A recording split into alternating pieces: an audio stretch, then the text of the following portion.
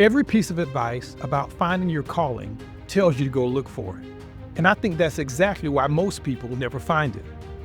Because a lot of faith-driven professionals aren't missing their calling, they're overlooking it.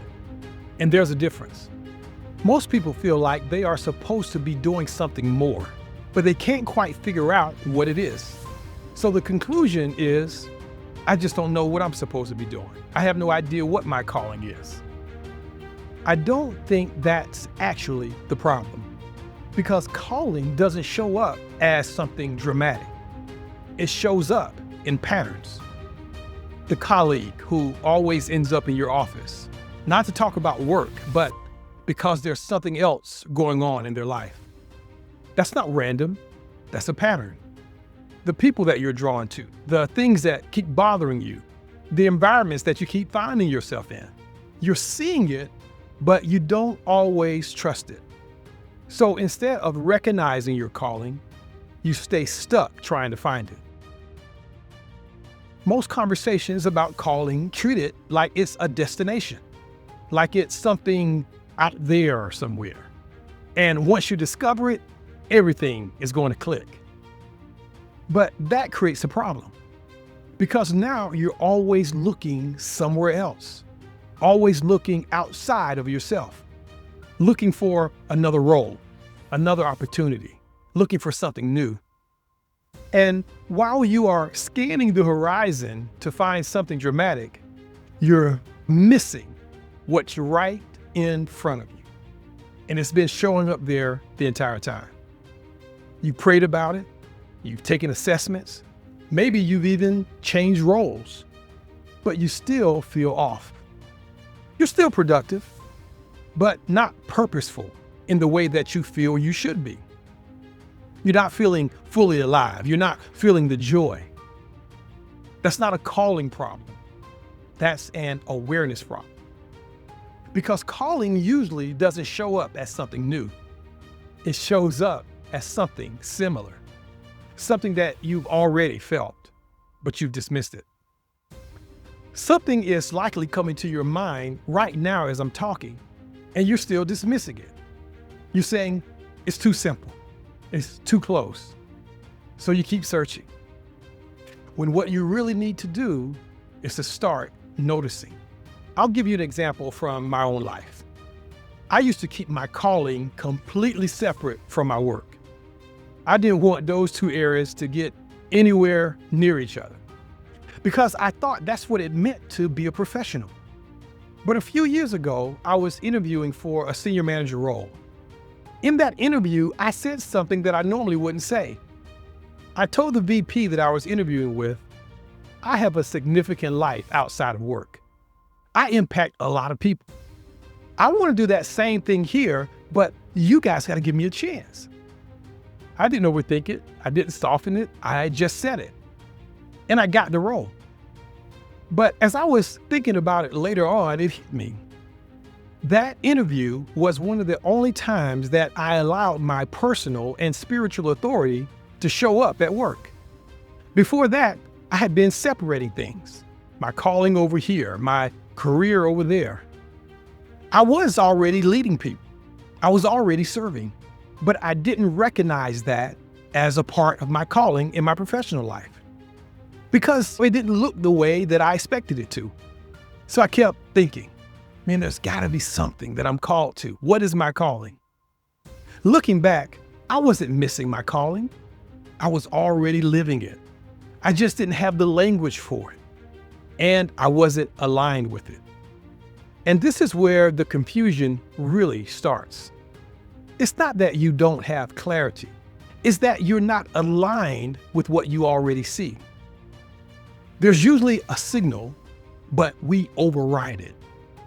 We override it with logic. That doesn't make sense right now. We override it with expectations. It should look bigger than that, right? We override it with other people's opinions. So you feel unclear. But beneath that, there's something you've already noticed.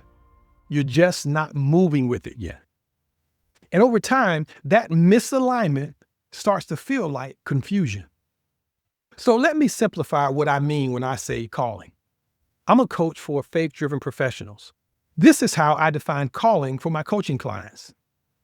Calling is a spiritual phenomenon where a person becomes aware that their life is about more than themselves. When you understand this, you start thinking differently. You start thinking about contribution. You start thinking about who you are supposed to serve and where you're supposed to show up. You start thinking about how your life is meant to impact others. And once that awareness is there, it starts showing up in other places. Really, it starts showing up everywhere. You start noticing people that are drawn to you. You notice the certain places that keep showing up in your life, certain events, certain problems. There are certain moments, certain points in time where something in you says, I'm supposed to be right here, right now. So instead of thinking about calling as one big exam that you could only take one time forever, think about it this way. It's an open book test where you know the first couple of answers and you know all the main concepts, and you get to take it as many times as you want or as you need to until you pass. So here are the first few answers to the test. Figuring out your calling. You can be called to people, you can be called to places, and you can be called to specific points in time. And when you look at your life through that lens, you start to realize it's already been unfolding. So why does it still feel unclear? Well, a few reasons. Number one, we expect calling to feel bigger and more dramatic than it usually does. Most of the time, it starts small and it's close. Number two, we dismiss what feels natural. If it's already part of our life, we assume that it's not significant. And then number three, we wait for clarity before we move. But calling doesn't work like that. Clarity doesn't come just from sitting around and thinking about things. It comes from engagement. It comes from how you align yourself to what you're doing. Because clarity is the result of alignment, not the starting point. So if clarity comes after engagement and alignment, how do you actually start aligning? Well, here is a practical way to do it.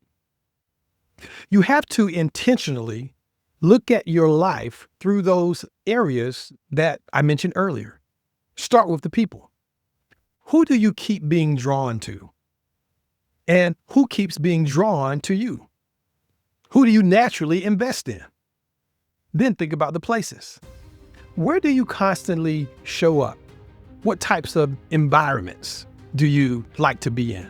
What environments seem to pull something out of you and bring you joy? And then there are the points in time. What moments stand out in your life where you feel completely full of joy? What moments make you feel like you're worth $1 million? What moment stood out where you said, what I'm doing right now, this matters? Sometimes you might even look across all three of the areas. You look across the people, the places, and the points in time. And when you look across these areas, you will start to see patterns, a role that you keep stepping into, a type of person that you keep serving, a kind of impact that you keep having. Because once you name the pattern, you can align your life with it. And now you're not searching anymore, you're responding. So instead of going out and trying to find your calling and trying to figure out where it is or what it is, slow down for a moment. Pay attention. Look at the patterns. Look at the people, the places, the points in time, and ask a better question. Not what is my calling and how do I find it, but where am I already called? And ask yourself, how can I align with what I'm already doing, what I'm already sensing inside? Because your calling isn't missing. It's already present. And when you start becoming calling conscious, and when your work and your leadership align with that consciousness, with that awareness, everything changes. It becomes clearer. it becomes stronger. It becomes more meaningful. And if you want help going deeper with this, I put together a free resource that I call the Faith-Driven Leader's Guide to Impact. It walks you through how to take what you are already seeing, those patterns, those areas of impact and influence, and turn them into something that is more intentional. So you're not just recognizing your calling, you're actually building your life and your leadership around it. You can find a link to the resource in the description below. Your calling isn't a destination that you haven't reached. It's a pattern that you haven't named. And once you name it, you can align your life with it. I'm Coach Arnold, and I'll see you next time. Also, hey, check out this next video.